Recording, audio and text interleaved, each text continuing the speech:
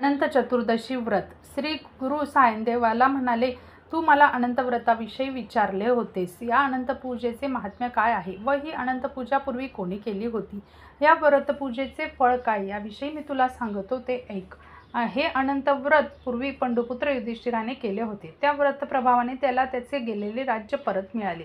त्याचे असे झाले, कौरव आणि पांडव पण लावून द्यूत खेळत होते. त्या द्यूत क्रीडेत पांडवांचे सर्वस्व हरण केले व त्यांना 12 वर्ष वनवास व 1 वर्ष अज्ञातवास भोगावा लागला. युधिष्ठिर अर्ध्या राज्याचा स्वामी, पण तो आपले भाऊ व द्रौपदी यांच्यासह घोर अरण्यात अनंत दुःखे भोगीत होता. पांडव वनवासात असतानाही कौरव अनेक कटकारस्थाने करून त्यांना त्रास देत होते. पांडवांचे सत्व हरण करून त्यांना कौरवांनाही पांडवांकडे पाठविण्यात आले, परंतु प्रत्येक वेळी श्रीकृष्णाने त्यांचे रक्षण केले. पांडवांचे फार हाल होत आहेत हे पाहून एकदा श्रीकृष्ण त्यांना भेटावयास गेला. श्रीकृष्णाला पाहताच युधिष्ठिराने त्याला लोटांगण घातले, त्याची यथासांग पूजा केली. मग त्याने हात जोडून श्रीकृष्णाला प्रार्थना केली, हे भक्तवत्सला कृष्णनाथा, तुझा जय जयकार असो. हे कृष्णा, तूच या विश्वाचे उत्पत्ती स्थिती लय यास कारण आहेस. तूच ब्रह्मा विष्णू महेश आहेस. दुष्ट दुर्जनांचा नाश आणि संत सज्जनांचे रक्षण यासाठीच तू अवतार घेतोस. पांडव माझे प्राण आहेत असे तू सर्वांना सांगतोस, मग आमची उपेक्षा का करतोस? तुझ्याशिवाय आम्हाला कुणाचा आधार आहे सांग. तुझे आमच्यावर कृपाछत्र असताना आम्हाला ही दुःखे का बरे भोगावी लागत आहेत? आम्ही काय केले असता आम्हाला आमचे गेलेले राज्य परत मिळेल? सर्व पांडवांनी व द्रौपदीने हात जोडून श्रीकृष्णाला हेच विचारले. त्यावेळी श्रीकृष्ण पांडवांना म्हणाला, तुमचे गेलेले वैभव परत मिळविण्यासाठी मी तुम्हाला एक व्रत सांगतो. ते व्रत केले असता तुमचे गत वैभव तुम्हाला लवकर प्राप्त होईल. सर्व व्रतांमध्ये अनंत व्रत अत्यंत श्रेष्ठ व प्रभावी आहे. हे व्रत तुम्ही करा, म्हणजे तुमचे राज्य तुम्हाला लवकर प्राप्त होईल. तो अनंत म्हणजे शेषशायी विष्णू, तेच माझे मूळ रूप आहे. मीच तो नारायण. दुष्टांचे निर्दालन करून भूभार हलका करण्यासाठीच मी वसुदेव कुळात श्रीकृष्ण म्हणून अवतार घेतला. मीच जळी स्थळी काष्टी पाशानी त्रैलोक्याला व्यापून राहिलो आहे. मीच सर्व काही आहे. मीच तो अनंत नारायण चराचर विश्वाला व्यापून राहिलो आहे. त्या अनंताची म्हणजे माझीच तुम्ही यथासांग पूजा करा. या व्रताने तुमचे सर्वतोपरी लाक्यान होईल. हे व्रत कोणत्या दिवशी करावे, कसे करावे हे आम्हाला सविस्तर सांग, अशी विनंती युधिष्ठिराने केली असता श्रीकृष्ण म्हणाला, भाद्रपद महिन्याच्या शुक्ल पक्षातील चतुर्दशीला ही व्रतपूजा करावी. याविषयी मी तुला एक प्राचीन कथा सांगतो. ही कथा कृतयुगातील आहे. वसिष्ठ गोत्री सुमंतू नावाचा एक ब्राह्मण होता. भृगकन्या दीक्षा ही त्याची पत्नी होती. त्यांना एक कन्या झाली, तिचे नाव सुशीला. दुर्दैवाने सुशीला अगदी लहान असतानाच सुमंतूची पत्नी दीक्षा मरण पावली. सुशीला अगदी नावासारखीच होती. ती लहानपणी पित्याच्या घरी असताना घरातील सर्व कामे ती अगदी व्यवस्थित करीत असे. घरातील केरवाडा सडासावरवण करणे, अंगणात सुंदर रांगोळ्या काढणे, देवपूजेची तयारी करणे, घरातील सर्व वस्तू स्वच्छ व नीटनेटक्या ठेवणे इत्यादी सर्व कामे ती मनपूर्वक करीत असे. सुमंतूची पत्नी गेल्यामुळे त्याचे अग्निहोत्रात ती श्रोतकर्म थांबली होती, म्हणून त्याने द्वितीय विवाह करून दुसरी पत्नी घरी आणली. तिचे नाव कर्कशा. ती अगदी नावासारखी होती. ती अत्यंत दुष्ट बुद्धीची होती. ती घरी कोणत्याही कारणावरून सतत भांडण करीत असे. सुशीला तिची सावत्र मुलगी. ती सुशीलेचा छळ करीत असे. सुशीला आता उपवर झाली होती. सुमंतूला तिच्या विवाहाची काळजी वाटू लागली. सावत्र आई तिचा छळ करीत होती व सुमंतूच्या साधनेतही विघ्न येत होते. यामुळे त्याला अतिशय वाईट वाटत असे. आपल्या कन्येचा विवाह लवकर झाला तर बरे होईल असे त्याला वाटत होते आणि तसा योग जुळून आला. एके दिवशी कौंडिन्य नावाचा एक तरुण ऋषी सुमंतूच्या घरी आला. त्याने सुशीलेला पाहिले आणि तिला मागणी घातली.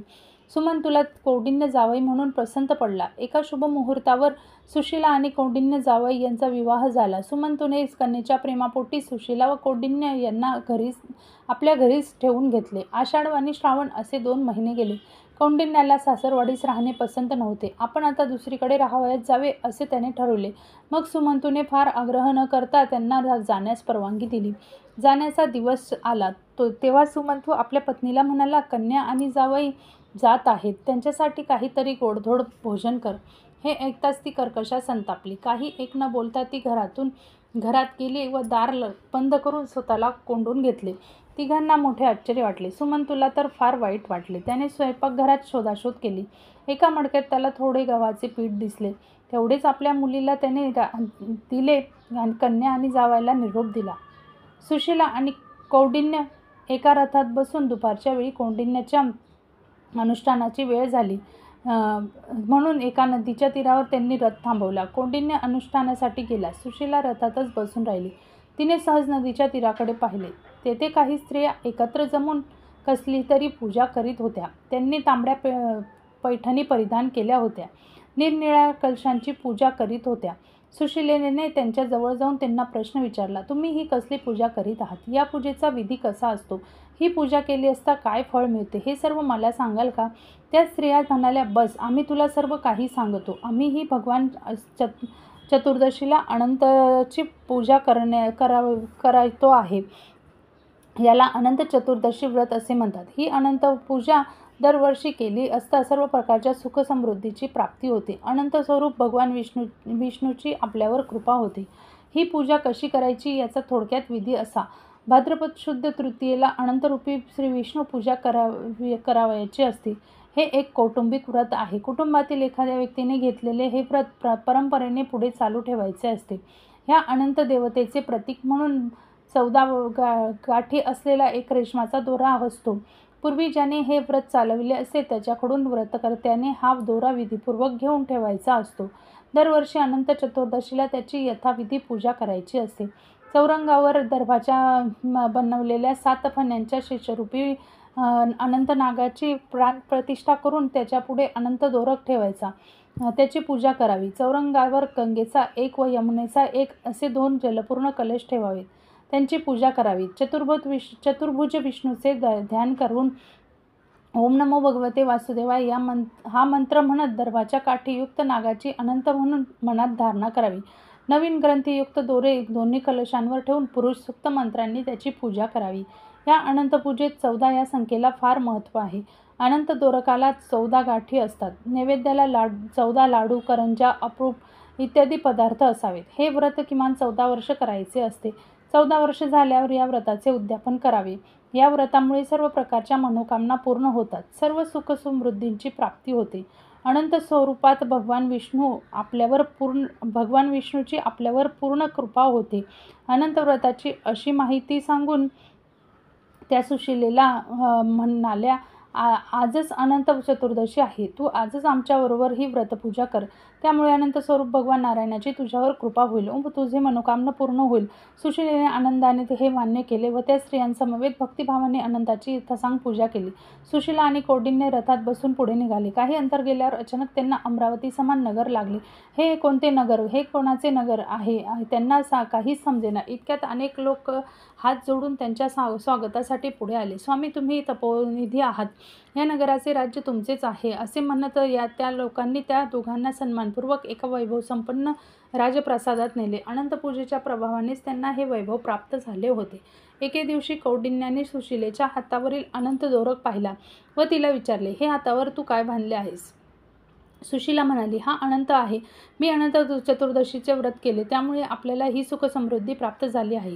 हे ऐकताच कौंडिन्याला राग आला. तो म्हणाला, आपल्याला सुखसमृद्धी मिळाली आहे ती माझ्या कष्टाने, माझ्या ज्ञानामुळे, मी केलेल्या खडतर तपश्चर्येने. त्या अनंताचा काहीही संबंध नाही. असे म्हणून त्याने तो अनंत दोरक हिसकावून घेतला व अग्नीत टाकला. अनंताचा कोप झाला. अनंत व्रताचा अपमान झाला. कौंडिन्याची सगळी संपत्ती नष्ट झाली. चोरांनी सगळी संपत्ती चोरून नेली. त्याच्या घराला आग लागून सगळे घर जळून भस्म झाले. सुशीलेला अतिशय दुःख झाले. ती शोक करू लागली. प्रत्यक्ष अनंत नारायण भेटल्याशिवाय मी अन्नपाणी घेणार नाही असा तिने निश्चय केला. सुशीला आणि कौंडिन्य एकवस्त्रानिशी वनात भटकू लागली. कौंडिन्याचे डोळे उघडले. त्याचा गर्व नाहीसा झाला. पश्चातापदग्ध झालेला तो शोक करीत अनंताला शोधण्यासाठी त्याचा धावा करीत फिरू लागला. जो कोणी भेटेल त्याला तो विचारू लागला, तुम्हाला अनंत कोठे दिसला का? प्रत्येकजण नाही असे उत्तर देत असे. त्या वनात कौंडिन्याला एक आम्रवृक्ष दिसला. त्या वृक्षावर खूप फळे होती. पण एकही पक्षी त्या वृक्षाकडे फिरकत नव्हता. कौंडिन्याने त्या वृक्षाला विचारले, तू भगवान अनंताला पाहिलेस का? वृक्ष म्हणाला, नाही, मी पाहिला नाही. तुम्हाला त्याचे दर्शन झाले तर त्याची माझ्यासाठी क्षमा मागा. पुढे त्याला एक बैल दिसला. त्याच्या पुढे भरपूर चारा होता, पण त्याला तो खाताच येत नव्हता. तू अनंताला पाहिलेस का, असे कौंडिन्याने त्याला विचारले. त्याने नाही असे सांगितले. कौंडिन्य पुढे गेला. त्याला 2 सरोवर दिसले, पण त्यातले पाणी कुणीच पित नव्हते. त्यांनीही आम्ही अनंत पाहिला नाही, तुम्हाला भेटल्यास आमच्याकडे पक्षी येत नाहीत, ही परिस्थिती देवाला सांगा, असेच सांगितले. पुढे गेल्यावर त्याला एक गाढव व हत्ती दिसला. ते दोघे नुसतेच उभे होते. कोणी काही बोलत नव्हते, ते काही सांगत नव्हते. तेव्हा कौंडिन्य दुःखी कष्टी झाला. जमिनीवर पडून शोक करू लागला. अनंत अनंत अशा हाका मारू लागला. त्याला पश्चाताप झालेला पाहून भगवान अनंताला त्याची दया आली. तो वृद्ध ब्राह्मण रूपाने तिथे प्रकट झाला. कौंडिन्याने त्यांच्या पायावर डोकी ठेवून विचारले, तुम्ही तरी अनंत कोठे पाहिलात का? त्यावेळी मीच तो अनंत, असे तो ब्राह्मण म्हणाला. आणि त्याच क्षणी चतुर्भुज भगवान अनंत तेथे प्रकट झाले. त्यांनी कौंडिन्याचे सांत्वन करून त्याचे गेलेले सगळे वैभव परत दिले. भगवान अनंत विष्णूने कौंडिन्याला वर दिला, तू धर्मशील होशील, तुला कधीही दारिद्र्य येणार नाही, तू शाश्वत वैकुंठ लोकात राहशील. श्रीकृष्ण म्हणाला, भगवान अनंत विष्णूने कौंडिन्याला असा वर दिला तेव्हा आपण वाटेत पाहिलेला आम्रवृक्ष, बैल, 2 सरोवरे, गाढव, हत्ती यांची दयनीय अवस्था कशामुळे झाली होती आणि त्यांनी क्षमा मागितली ती का, असे विचारले असता तेव्हा विष्णूंनी त्याला त्या प्रत्येकाचे स्वरूप समजावून सांगितले. भगवान विष्णू म्हणाले, तुला जो आम्रवृक्ष भेटला तो गतजन्मी विद्वान ब्राह्मण होता, परंतु त्याला तुझ्याप्रमाणेच आपल्या ज्ञानाचा गर्व होता. त्याने कुणालाही विद्यादान केले नाही, म्हणून त्याची ज्ञानफळे कडू झाली. त्यामुळे कोणीही प्राणी त्याच्या आश्रयास येईनासे झाले. तुला जो बैल दिसला तो गतजन्मी मोठा श्रीमंत माणूस होता. त्याने बरेच दान केले होते, पण त्याला त्या दानाचा गर्व होता. त्यामुळे आता त्याच्यापुढे गवत असतानाही त्याला ते खाता येत नव्हते. तुला ती 2 सरोवरे दिसली, त्या गतजन्मी 2 बहिणी होत्या. दानधर्माचा पैसा दुसऱ्याकडे जाऊ नये म्हणून त्या दोघी बहिणी एकमेकांनाच दान देत असत. त्यांच्या संपत्तीचा इतरांना काही उपयोग नाही झाला, म्हणून त्या सरोवराचे पाणी कुणीही पित नाही. तुला जो गंधर्व दिसला तो तुझा क्रोध होय. तो तुझ्या जाणीवेतून बाहेर पडला व त्याला गंधर्वाचा जन्म मिळाला. तुला जो हत्ती दिसला तो म्हणजे तुझा आपल्या तपश्चर्येचा झालेला गर्व, तो तुझ्या शरीरातून बाहेर पडला व त्याला हत्तीचा जन्म मिळाला. तू सुद्धा स्वतःच्या गर्वाचा, ज्ञानाचा गर्व केलास, सुशीलेच्या श्रद्धेला तुच्छ मानलेस. गर्व, अहंकार, देवाधर्माबद्दल तुच्छता यामुळेच तुला हे सगळे दुःख भोगावे लागले. आता तुला पश्चाताप झाला आहे, म्हणून मी तुझ्यावर प्रसन्न झालो आहे. आता तू घरी जावं व अनंत व्रत कर, म्हणजे तुला सर्व सुखांचा लाभ होईल. म्हणून तर तू नक्षत्रात पुनर्वसू नावाचे जे नक्षत्र आहे त्यात चिरकाल निवास करशील. कौंडिन्याला सगळे पटले. त्याचा गर्वही नाहीसा झाला. त्याने घरी जाऊन पुन्हा सुशीलेसह अनंत चतुर्दशीचे व्रत केले. त्याला अनंत वैभव प्राप्त झाले. ही कथा सांगून श्रीकृष्ण युधिष्ठिराला म्हणाला, अनंत व्रताचा महिमा हा असा आहे. या व्रतामुळे कौंडिन्याला त्याचे गेलेले वैभव पुन्हा प्राप्त झाले. त्याप्रमाणे तुम्ही सुद्धा हे व्रत केले तर तुमचे गेलेले राज्य तुम्हाला पुन्हा प्राप्त होईल.